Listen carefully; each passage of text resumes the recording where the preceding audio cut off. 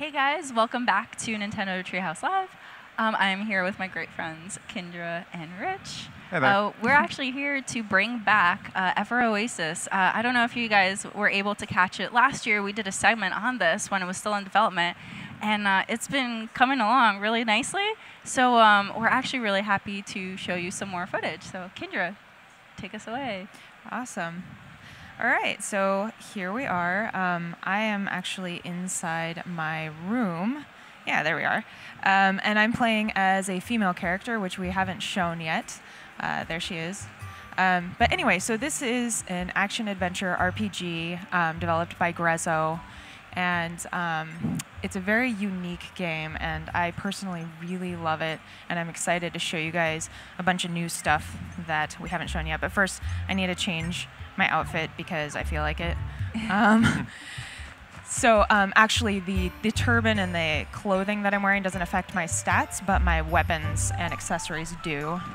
So you can swap out how your character looks, and as freely as you want. Anyway, so I'm outside my little tree house now, and this is part of the main Oasis, and I'm just cleaning up shop and also collecting some items. This character right here is called a Circa. There are 4 different tribes. So the main character is a seedling. We've got the Circa, which are kind of these big scorpion-looking dudes. We've got Lagora, which are sort of like squirrel rabbit types.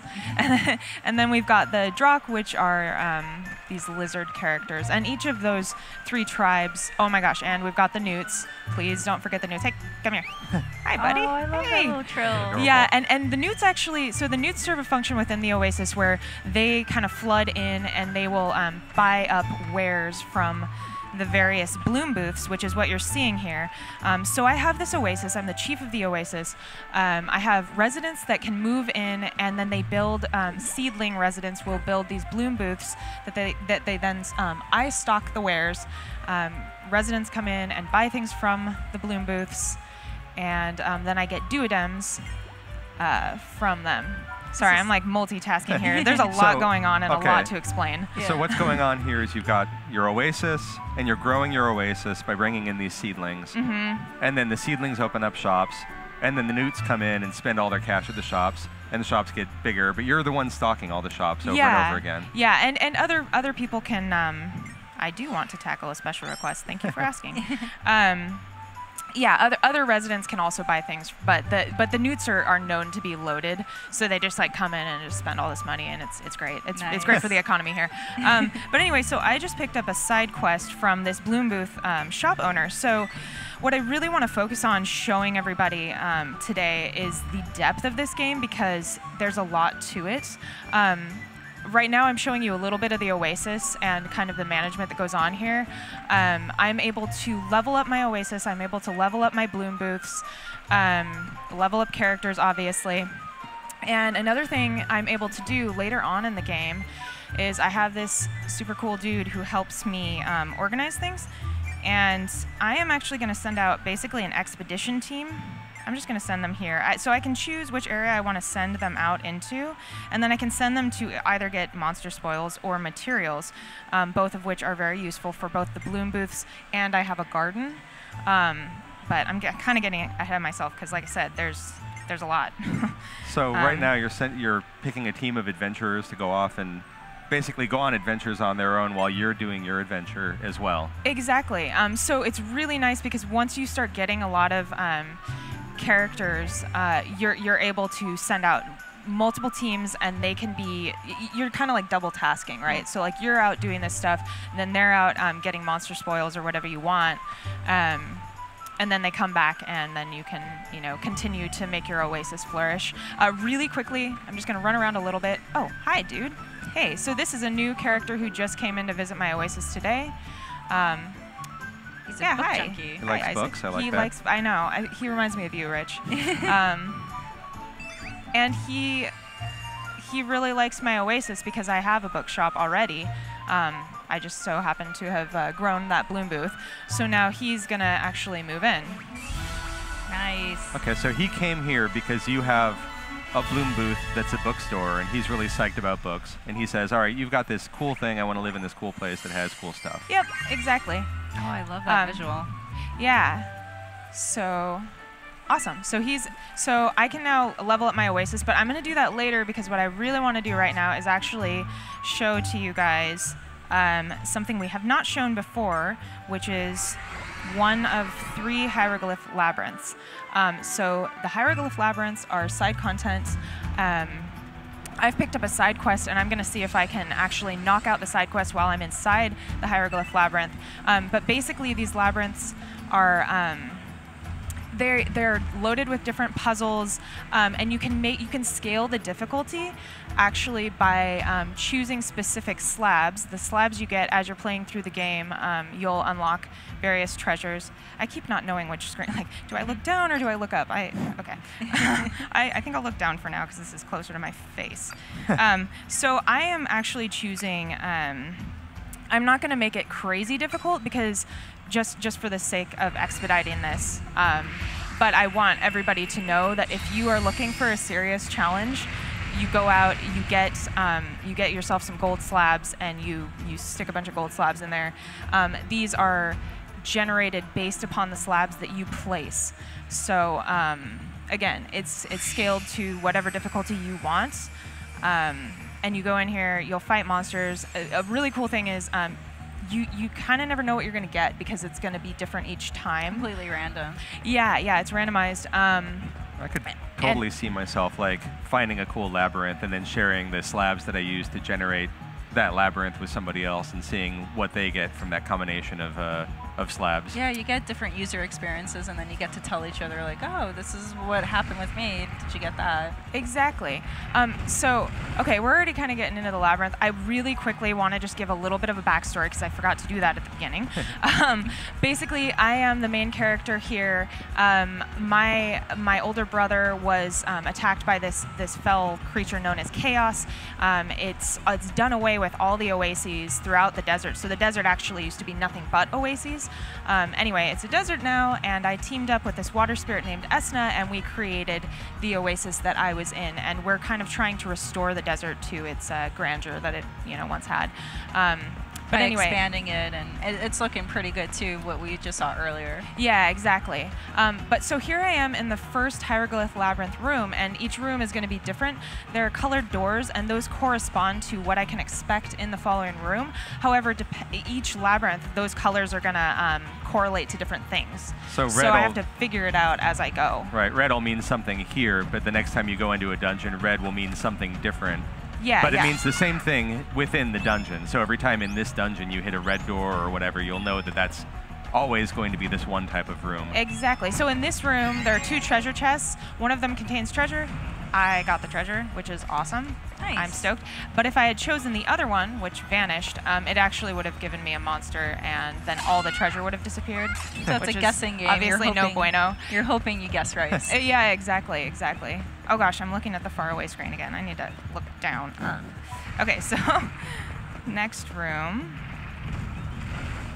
Okay, so this one has switches. Which one do you guys? What do you guys think? I like left. I like left too. You like left? We're lefties. You're lefties? Are you lefties? No, I'm actually righty. No. Oh, that's okay. Oh, whoa. Nope. Okay, so that was wrong, you guys. Thanks a lot. But now I get to show off the battle system a little bit. I wanted to see this. Sorry. Yeah, this is just the more exciting switch to have pulled. It's true. I always like bringing people into trouble. It's like, oh, yay, it's exciting, yay. Oh, and look at that. I actually just got 2 of the quest items that I needed. So as you noticed, I actually switched over, and I'm playing as this Circa guy now. And I can rapidly change between characters, which is really nice for battle because we'll get into some more in-depth battles later. But basically, different weapons are strong against different monsters. Yeah. And so there is a fair bit of strategy involved, and you want to, you want to be smart about how you're doing it. We'll be seeing those more of those monsters later on. But I love that a lot of the monsters are like hybrid versions of things that are kind of familiar to us, like those aliguanas. Oh yeah. Mm-hmm. And here, I can choose the color of the door, and if I'm starting to figure out what the colors correlate to, then obviously... You'll know what's going to be in the next room. Yeah, exactly. I'm going to choose green because Oh, that's cool. So once you know what a color means, you can then shape what this room is going to be by picking the by picking the color that you want. Exactly. Oh, yeah. that's cool. Okay. So this is a room with monsters. This chaos chest is gonna come here, man. Come here. Face your destiny. Oh, wow. And the thing with the chaos chest is that it will continually spawn monsters until I destroy the chest itself. But I can't destroy the chest itself until it comes back. Come back. The chest keeps just popping around the room. Oh, yeah, okay. yeah, it'll pop up in different areas, and I have to. But so we've seen a room with switches. We've seen the treasure chest room. Now we're in this room that spawns monsters perpetually. Okay, so green means perpetual monsters in this dungeon. Yes, correct. And again, these monsters are, you know, not too terribly challenging, but that's because of the slabs that I placed at the beginning of the labyrinth. I can make it more difficult if I so choose. And by using those slabs, like, you don't lose them. You can always reuse them again when you choose to do another sequence. Yep. Okay. Yeah. This room. I'm gonna go harvest some stuff. So as I'm out in the labyrinth and out in the desert in general, it's really wise to harvest everything you see, because you'll use it in your garden. You'll use it, you know, in your oasis in different ways. And so it's just like, why wouldn't you? Why wouldn't you take the time to cut down all the cacti? Oh, that looks bad. Okay, so we've got some mini bosses here, and they're super cute. But I gotta take them out, or they'll take me out. So. One thing to note about this is these are all like the native creatures of this land, but the chaos has turned them all evil. So you'll notice that when Kindred defeats these guys, they don't die. They're gonna return to their original form. Yeah, they've been corrupted by the chaos. Let's play as Mira a little bit. Oh, she's ouch. I just think it's super cute when you do beat them, because they shrink back down to their like normal docile forms. And they scurry off. Yeah. And I watch this one explode or something. Yeah. Oh, there he is. Okay, the cute tiny and one. He runs off. Oh man, look at her. She's just like. Ooh, she's tired. But I don't know if I think I want to save my heals, because so there was a mini boss, and at the end of each labyrinth there's a main boss, and so I think I'm just gonna like let her suffer a little bit. She'll be all right. She just needs to walk it off. So this is an exit spot. I can use this exit spot to exit the labyrinth, obviously, but using this allows me to keep any treasures I've gathered up until this point. I definitely don't want to leave. No way, man. We got stuff to do. Yeah. But the difference between that and the retire function, which you're seeing on the lower screen, retire, I would leave and I wouldn't be able to keep any of my treasure. So you remember what green means? I do. We're bosses. Here we go. Perpetual bosses. Oh boy. Yeah. So like you were saying, there's kind of a risk-reward thing where if you're suffering in a labyrinth, you can hop onto the exit spot and take off. And keep what you got so far, but then you lose, lose out on whatever else is in there. Right. Exactly. And then in this room, this is a room with a booster. So right now, the booster is set to make my enemies stronger, which is no. I don't want that. So I'm going to hit it. Now the abilities have been powered up for us. Oh, and we've got some more alaguanas, which is awesome because I need their teeth. You're harvesting their teeth. I am. I mean, I don't want them to go to waste. But they're not dead. Yeah. No, they're not dead. Off. Just some of their teeth fell out. Yeah. Okay, and we're still going here. So Chaos Chest pops up again. That blasted chest. No. Took off. Mira's still just like, kill me. Okay. It's good though. She's staying off away from the heat of battle. Uh-oh. Now she's right in the throes. All right. Here we go. Nice. Cool. So I was able to defeat the chest before. Oh man, I've got a surplus. Look at that. Nice. That's great. That's cool. A Way couple to spare go. for later. Yeah, we're going back up here. So I haven't taken a moment yet to explain. People are probably noticing the flashing symbols below my HP, below my character profiles there. And those are actually my special moves. Those are my SP gauges, and I will showcase those during the boss battle. Oh, Lovely. So this is a nice room. I can actually heal in here, so Mira finally gets to stand up straight in a minute. But first I got to clean up these piles of sand. They're bothering me. And I want to reiterate something that you said earlier, just because, like, now that we're deeper in the labyrinth, kind of just want to point out the way that these are generated randomly by the slabs. So you're doing some exploration here, you're finding your way around, but the next time you come into this dungeon using those slabs, it might be a different dungeon. Yeah, exactly. And I'm going up. And the other cool thing that Kendra just showed here is that her main character was able to throw their ability to basically gust away the piles of sand, but each character in your party has a different ability that might do something else. Yeah, exactly. So thank you for pointing that out. Yeah, so the Lagora tribe, they're Lagora characters and they have different special abilities. Oh my gosh, ouch. They seek revenge. They're like not happy about what I've done to their siblings. Yeah, so you have all these special abilities and from the different characters that will come into your oasis, and that actually allows you to solve puzzles throughout the desert, and it makes new areas accessible that you may not have been able to get to before. So there's some areas that you might even see toward the beginning of the game, and you'll be like, I have no idea how to get there, and you won't be able to get there until you recruit people as residents and get them into your oases. So it always helps to go back out, swap different party members, so then you can revisit a place and then use that party member skill in order to unlock something or discover a new path. Exactly. So just to recap for anybody who may be joining the stream late, we're in a labyrinth, randomly generated. I've made the difficulty not too terribly hard, just for the sake of expediting the process, so I can show you guys a lot of stuff. Okay, I'm being. I'm like, I want everything. Because there's stuff hiding in the sand sometimes. Like, even though you know it's a demo, you're like, I still want to get everything. I mean, why it's super not? important. Why not?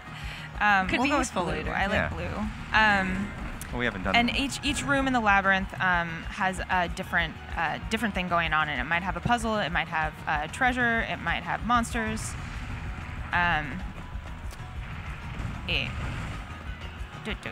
Okay, so this room has a bunch of switches. I don't know if I want to let you guys choose the switch again, though. Oh, really? Last time I did that. We're really good at choosing switches. You are really bad at it. I don't know. All right. Can I pick the button? Yeah, okay. You can pick the button, Teresa. That one. That one's the one right here? That one, right there. I fear. Press it. Oh, gosh. Was it a good one? Oh. No. Yes. Did you hear that horrible sound? That was a great one. You're like that was happy intentional. about it.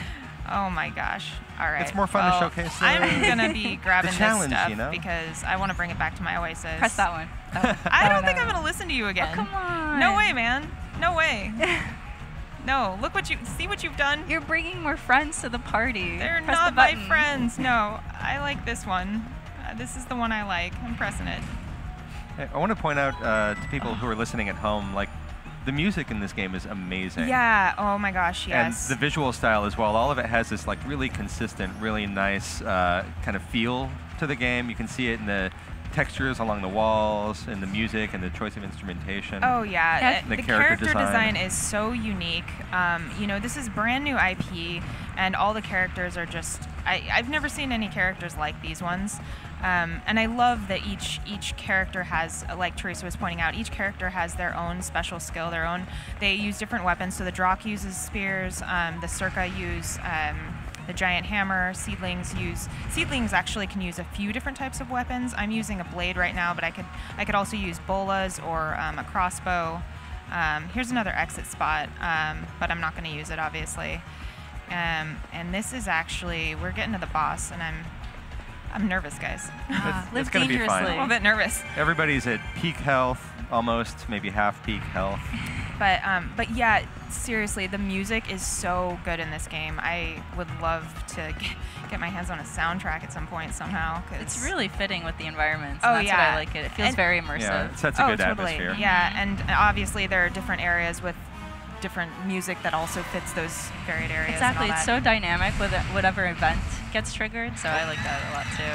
Hello. Okay, so I'm going to do my best. Ooh. Oh, gosh. Okay, yep. Oh, wow. I'm going to do my best, and it's already like... No, it's all right. Okay, so now's a on the great fight. time to use my SP ability. So I just boosted everybody in the party. Obviously, here's his weak point. Oh gosh. Ah! Oh boy. Oh, that was a big hit. So remember how I talked about wanting to save my heals? Yes. Yeah. This would be why. This would Good be strategy. why. All right. So this particular boss, if you notice, the Circa had a little music note, and Mira had like a little bubble with a music note. I am so scared. Yeah, okay, right, I need to stop being so fearful, but I've got to get my timing right here. Here, you fight. I'll finish that thought. Okay. So, like, if you look at the character profiles along the left-hand side of the top screen, you'll see the little music note that pops up with a little scribbly cloud. Yep. That indicates that that character is strong against or weak against, or not, not powered against him. So that hammer is really effective against the Scrimpian, and you can see his weak spot, which is that red orb on the back. So that musical note above the character profile indicates, like, oh, this guy is strong against this super enemy. Effective. If I put my weapon away, I'm trying. Trust me. If I put my weapon away, I'm able to run just a little bit faster. So yeah, you'll see me doing that. Oh, okay. Also, I have a strong attack and a slightly less strong attack. One's faster, one takes a little bit longer. So you have a few things at your disposal. What I really need to do, honestly, is switch over to Levi, the Circa guy, and use his SP ability. I'm just like, there we go. Okay, I'm doing it. Yeah, and so the SP ability, you can see that you can trigger it by pressing the R button. Bam. Okay, did you guys see that? So that was his SP ability, which obviously differed quite a lot from the main characters. Hers boosted us, and his is a physical attack. But I have to make sure my aim is right, and it's like, it takes a minute to charge up. Bam. Oh my gosh, but it does a lot. Did it? Oh my gosh, nope, not fast enough. Also, I'm able to dodge. I'm sure you guys have seen me dodging quite a lot. And I'm just like staying really far away from this guy because he scares me so much. That SP ability, that increases over time, but you don't have to wait to, like, there's 2 bars for, say, the main character, but that doesn't mean that it's going to be necessarily powerful. It's just twice that you can use that SP ability. Yeah, exactly. Also, people will notice the little symbols below the Scrimpion there. Those are the type of monster that monster is, and that'll indicate that'll indicate to me who's going to be strong against it and who's going to be less strong. And you sort that out as you start playing through the game. But I really just want to take this guy out. Oh my gosh. So obviously this boss is quite a bit more challenging than the enemies that I was fighting earlier because I wanted a challenge. It's really cool how you're strategizing and using every character around you. So like the guy with the hammer, he's pretty tanky, so he moves slow, but he does a lot of damage. Exactly. Oh gosh, and I shouldn't have done that. Really I shouldn't have done that. You're fine. You've got some. I got greedy. Okay. I love that he's doing that. And we've got like the boss is doing some new moves now too. Like I've seen actual scorpions do that with the little pinchers out right before he does. Like it's his cue for his big attack as he comes in to lunge. And I love all of the ones where he's scrambling under the sand too, or like jabbing his tail under the sand. Oh my gosh. Oh, ow. Oh my gosh, and I'm poisoned. Okay, but we're so close. We are so close. I can taste victory. If I can just, That's just the aftertaste of the poison. But yeah, so again, the labyrinth is side content. I'm able to go in here. I can make it difficult if I want to. And meanwhile, I'm solving a side quest or completing a side quest, and just getting new puzzles and whatnot. The game has so much content; it's kind of insane. You can pour a lot of hours into this game. Yeah, now it's adorable, and it's going to go back to its family. And I stole one of its claws. I'm sure it shed that claw. It didn't need that claw. Yeah, you'll use it later. It's for a good reason. That understands. And I'm just going to use this because I feel like it. There's no real purpose there. Okay. And so now we're in the final room, and we get, what do we get? And so the treasures that you get in here, you're not going to get elsewhere. Isn't it cute? I know. I love the way they all look into the treasure chest. Yeah, what did I get? Please tell me I got... Yes, I got the fairy clothes. Nice. Yay. Oh, I'm so happy. So yeah, I'm going to get treasures in the hieroglyph labyrinths that I'm not going to get elsewhere. So that also, for people who are completionists and are all about getting all the things, like avocado beef, I hope you guys all saw that. Did you see that? I saw it scroll by. Yeah, yeah. But for those people who are, really want to like level their Oasis all the way up, get all the items, the labyrinths are where it's at. But if you don't want to, you don't have to either. You can also just go through the main storyline. Also, you guys probably noticed that I'm on a save point, but it also allows me to warp to different areas, which is really handy because you just end up going to a ton of different areas and you visit them over and over again to get all of the things you need to level up your bloom booths for your villagers. Exactly. So now that I've shown you guys. And as we come back in, yes. We level up. Yeah, Nice. so all the battling I do out in the fields, I am now reaping those benefits. Yeah, and that's another interesting thing about this is you don't level up in the field. You level up when you get back. Yeah, exactly. Another thing I'm able to do is while I'm in the Oasis, I can use fast travel because your Oasis, you'll see it starts to expand and get really pretty large. So here I am with Esna, the water spirit that I mentioned to you. I team up with her at the beginning. We build this Oasis. We want to make the world a better place together. And right now we want to make our Oasis larger. So we're gonna. So yeah, as you gain residents, you're able to level up your Oasis. And there we go. And you got that dude who loves books a few minutes ago. Yeah, and I had a bookshop, so he wanted to move in. But yeah, honestly, I really love, I've never played an RPG like this one, where we have a bit of, we have the Oasis that we're building upon, we have the bloom booths that we're leveling up, we go out and we have dungeon crawling, puzzles to solve, battles to fight, you've got the main storyline, which is honestly really compelling. I just got some new recipes. That's another thing. I can go into my treehouse and I can synthesize my weapons and make new items. I'm recruiting residents. I'm going to show you guys what the garden looks like. We have a few more minutes, and I just desperately want to show people as much as possible. And if I talk to Isaac right now, you see he's got a little speech bubble. It's going pretty good, man. Thanks for asking. So he just told me about a Lagora that's wandering around who may eventually come to my Oasis, or maybe I can seek them out. And yeah, so he's giving you the conditions under which this guy will move to your town.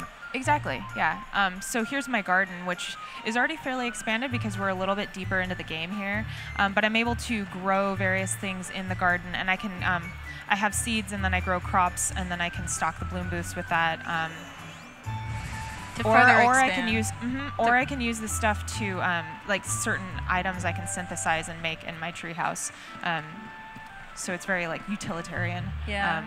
Anyway, I just. But it further expands that economy system that you were touched earlier, and then right now where you're stocking up the stores, you're getting duodems, and those you can either buy more stuff or send your party out to new missions. Yeah, exactly. I didn't mean to go in here, but she's like one of my favorite seedlings. She's super cute. But okay, bye, Evia. See you later. Anyway, I'm just gonna kind of run around the Oasis and show you guys a little bit what it looks like.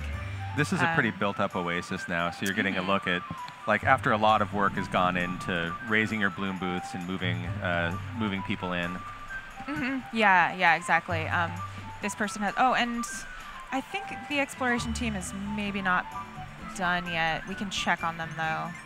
See what their progress is. Nope. They're still getting ready. They're still getting all their gear. But once they come back, they'll level up too on their own, so you don't necessarily have to take them into an active party with you. Yeah, exactly. So you can send out those expedition teams, and you can keep them leveling while you're actively leveling the people in your party, which is really nice for, depending upon how you play. I really like to keep everybody equally leveled as much as possible, so I love that functionality. Like, not only are they collecting stuff, but they're also leveling up, as Teresa said. Yeah, it's always sad when you've got like your core party that you've really focused on, and they're all like super high level, but then you need to swap someone else in, and he comes in at level 1, and you're like, oh, hey buddy. I guess I have to help you. Help you out. Yeah. Yeah, Anyway, so it's nice that you can send them out, and then you can get them building up their experience and helping out your village as well, or your Oasis rather. Yeah, exactly. So, yeah, I think that's probably about all we have time for. But we got to showcase one of the Hieroglyph Labyrinth dungeons.